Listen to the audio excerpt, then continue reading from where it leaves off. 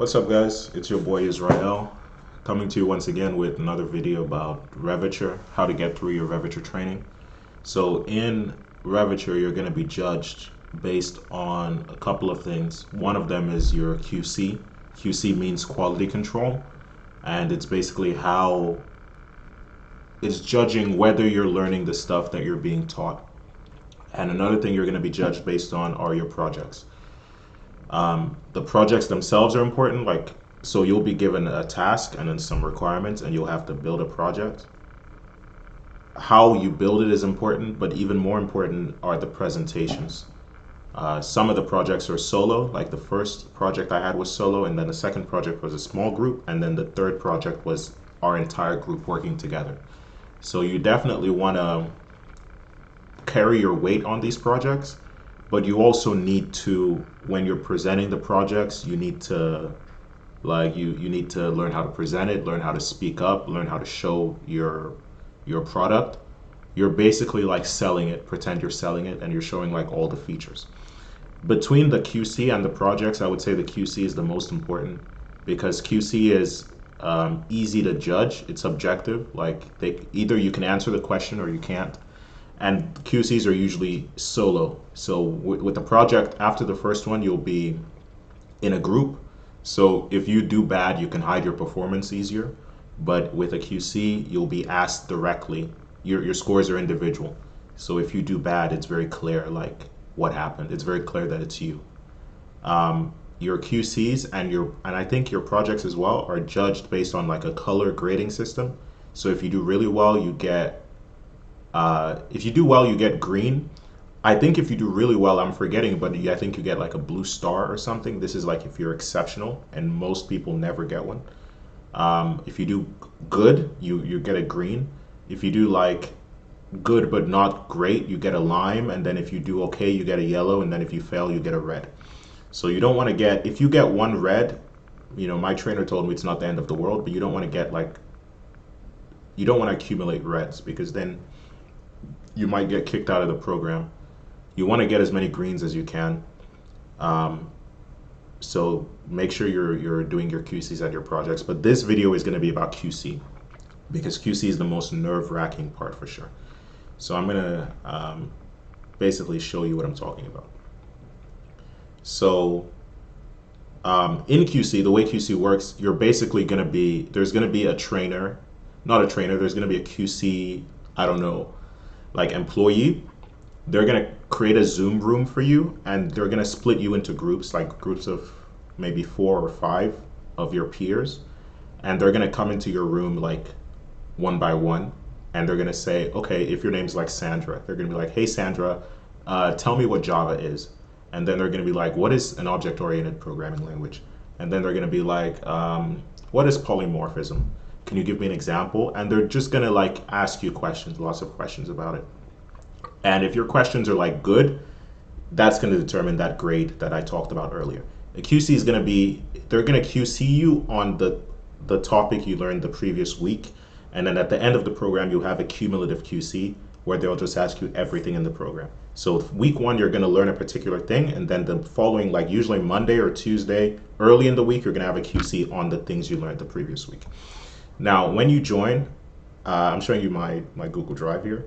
So when you join, like my trainer was really good. His name was Ben Petroziello. So he I think haven't had any other trainers, but I would say like he was probably the best. I can't imagine any trainer being better than he was. So he made this folder for us, which you can see here. And every week has its own subfolder. And these are the topics that we covered. So week 1 in my program, it's been a couple months, so I'm kind of forgetting, but it was Java. So in Java, you can see like these are the notes that he gave us for Java. So we started very basic, like what is a programming language, low versus high level, machine language, assembly language, etc. And he just like went through everything. But then we made a project, right? So we made a project in spring,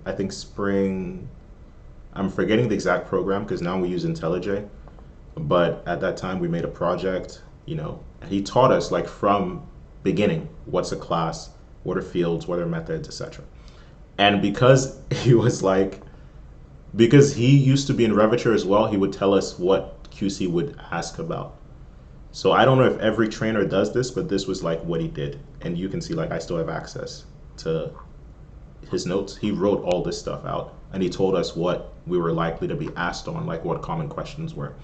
And then in this folder, you can see he also made a study guide for us. So he made this study guide right here. So when QC is, some guidelines on how we should use it, which was really helpful. And then he just like wrote down, just like a study guide in school, like what might be useful, the main points that we should learn. So this is important. If your trainer might be doing more than this or less than this, I don't know. But if your trainer doesn't do this, definitely do this for yourself. And like maybe if you're in a group, one person can do it and you can share with each other, or you can make a document and add your team members and you can all create this together, because this is really helpful. Even more helpful than this though is this. So this is what I did week 1. I didn't do it every week, but the weeks that I did, I definitely did better on QCs than the weeks that I didn't. So what I did was I took the study guide, made a copy of it, and then filled it out while Ben was teaching and even afterwards. And I would like fill out basically what I would say to my QC examiner when he came. And I would just fill it out, and then afterwards, so I filled out most things here. I think it might have gotten lazy towards the end. And then I would just like with my previous video about how to pass your technical evaluation, what really works for me is printing this out and then going with a pen and paper and like basically rehearsing it throughout the week. I don't know if that's the best thing for understanding, but because you're learning, like in my program, we were doing Java, Angular, GCP, Spring. We learned some Git. We learned some OWASP, and it was like a 10-week program. So you're learning a different topic every week. So basically, a lot of what you're doing is you're trying to learn, but if you can't learn, you're memorizing so you can tell the person that's going to QC you. So this helps a lot, like writing it out and then taking it with you and rehearsing it.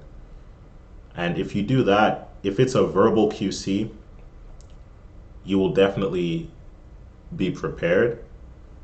Some QCs aren't verbal. Some QCs are like you get a test I think in RevPro, you get a quiz or a test. And you have to go in and you have to take the test, you have to pass it. Some of them you can take them more than once, so they're pretty easy.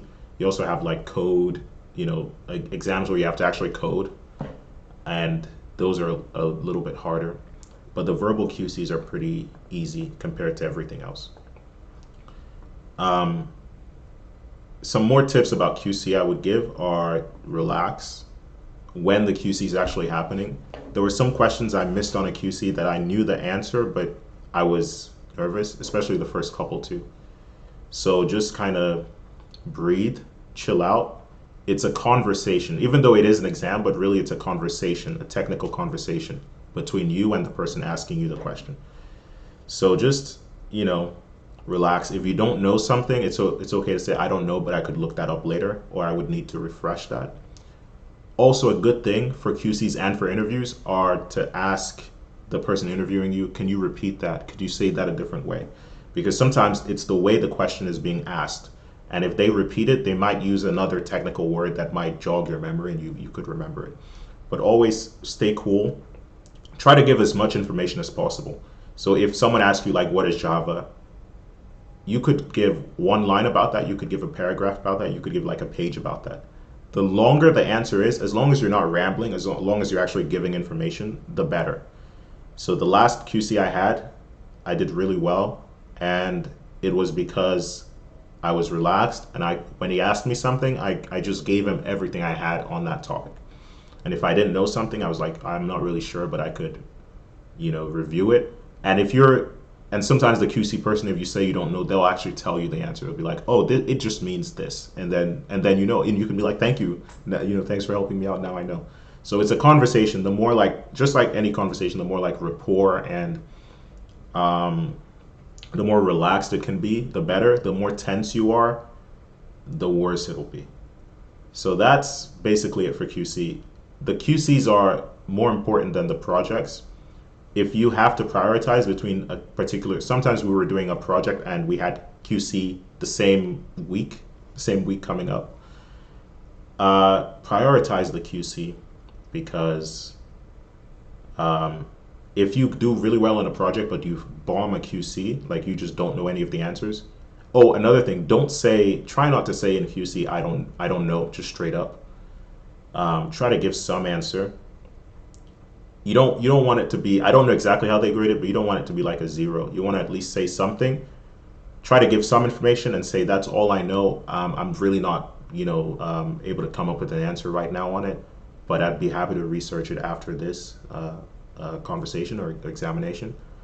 Um, but don't just say, oh, I don't know, because then that's really bad. Apparently, that's what our trainer told us. So yeah, best of luck. Um, don't give up. If Revature is something that you want and it's a good option for you, just keep pushing. Don't quit. If you get if you get a bad QC, it's not the end of the world. Um, as long as you improve. The only bad thing is if you're getting like you get a red one week, you get a red the next week, you get a red the next week, then something's not working. And I was told they'll have a conversation with you. But if you get like a yellow, you had a green, you get a yellow. Like I never got a red, but I did get like, I got some greens. I got a lime, and I think I got a yellow once on QCs, on AQC. So it's not the end of the world. Like you just recover, and you can make up for it with your projects, which is what I'm going to talk about next. So yeah, if there's any questions you want me to answer, feel free to hit me up. Like on LinkedIn, my LinkedIn name is literally my channel name, or on Discord, it's just Israel Afengide. So you can find me wherever and just message me, or you can comment it down below and just to ask me a question or anything you want me to make a video on, or even if you want to share something about your experience, that's also welcome. I hope these videos are helpful for you guys. All right, y'all take care. See ya.